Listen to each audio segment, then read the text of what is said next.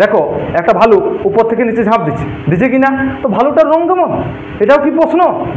দেখো কি অজব গজব প্রশ্ন। কি প্রশ্ন? যেটা ভালুক 10 মিটার উঁচু পাহাড় থেকে লাফ দিয়ে নিচে পড়লো, যদি নিচে পড়তে ভালুকটার এত সেকেন্ড সময় লাগে, তো ভালুকটির রং কি? বুঝতে পারছো প্রশ্নটা? যে পাহাড় থেকে ঝাঁপ দিচ্ছে এবং ভালুকটার রং কেমন? কি অজব গজব প্রশ্ন। চলো এই অজব গজব প্রশ্নের সমাধান করা যাক।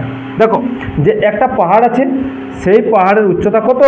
এই পাহাড়ের উচ্চতা আছে 10 মিটার। এইখানে একটা ভালু আছে, যে ভালুটা নিচে ঝাঁপ দিচ্ছে, নিচে পড়তে তার সময় কত লাগছে? টি সমান লাগছে 1.42 সেকেন্ড।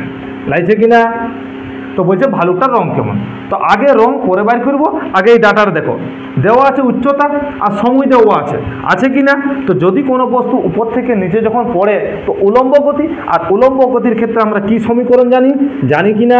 যে এইচ সমান হয় ইউটি প্লাস হাফ জি টি স্কোয়ার। উলম্ব গতির সমীকরণ পড়ে কিনা এটা? এবার ধরো এই সমীকরণ যদি আমরা বসাই, তো দেখো ইউ আছে, টিউ তো আমরা জানি না কি হবে ইউ। দেখো যখন বস্তুটা নিচে মানে যখন এই ভালুকটা নিচে ঝাঁপ দিচ্ছে, তখন সেই ভালুকের প্রাথমিক বেগ কত? 0, কারণ সে প্রথমে ভালুকটা স্থির ছিল, তারপর সে ঝাঁপ লাগাচ্ছে কিনা? তো ইউ সমান 0। সময় অর্থাৎ দেখো টি জানছি, ইউ জানলি আর এইচ জানলি। চলো মানটা বসানো যাক। এইচের মান কত দিয়ে আছে? 10, এর মান কত? 0, হাফ ইন্টু জি ইন্টু টি, টি এর মান কত দিয়ে আছে? 1.42 এত স্কোয়ার। তো জি এর মান কত হবে? 2 ইন্টু 10/1.42 তার হোল স্কোয়ার। হবে কি না? যদি এটা ক্যালকুলেশন করি তো কত পাবো? 9.9 মিটার পার সেকেন্ড স্কোয়ার। দেখে নাও, ক্লিয়ার? তো এই ডাটা থেকে আমরা এতটা বুঝতে পারলাম যে ভালুকটা যে জায়গায় ঝাঁপ দিচ্ছে সেই জায়গার অভিকর্ষজ ত্বরণের মান 9.9 মিটার পার সেকেন্ড। ক্লিয়ার?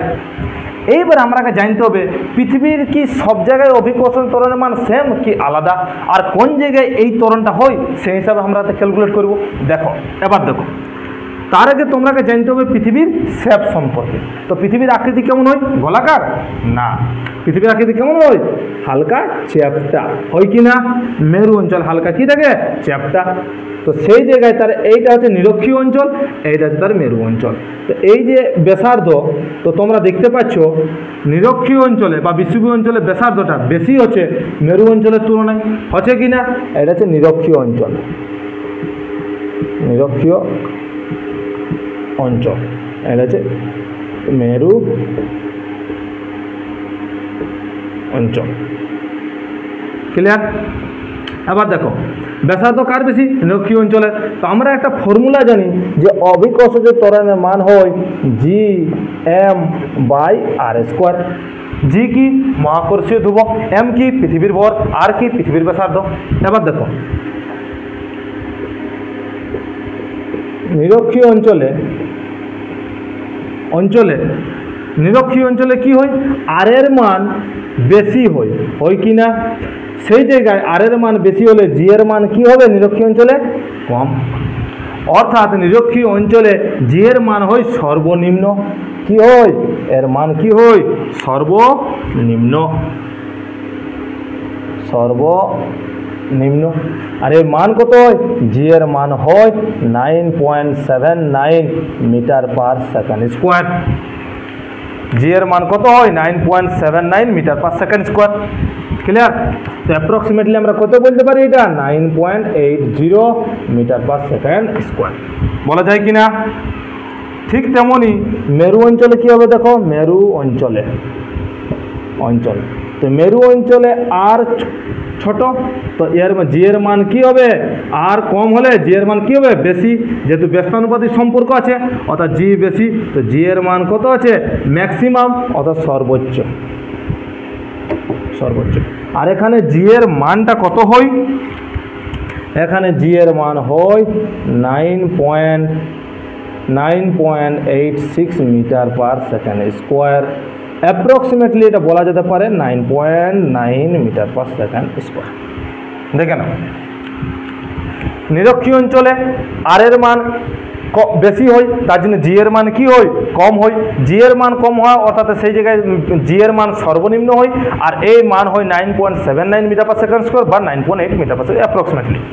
আর মেরু অঞ্চলে কি হয়, মেরু অঞ্চলে হচ্ছে আর এর মান কম হয় তার জন্য জি এর মান কি হচ্ছে বেশি, তার জন্য মেরু অঞ্চলের মান জি এর মান কি হয় সর্বোচ্চ মানে হয় 9.86 মিটার পার সেকেন্ড স্কোয়ার বা এটা অ্যাপ্রক্সিমেটলি 9.9 বলতে পারি আমরা। ক্লিয়ার? তো আমরা যে ডাটাটা পেলাম সেই ডাটাটা কি বলা আছে যে জি এর মান 9.9 মিটার পার সেকেন্ড স্কোয়ার, অর্থাৎ কোন ডাটাটা এই ডাটাটা।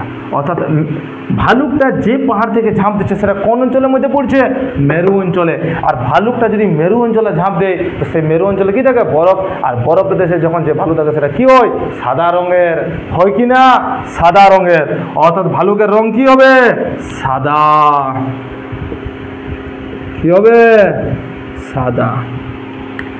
আশা করি তোমরা বুঝে গেছো ভালুকটির রং কি হবে সাদা। ক্লিয়ার?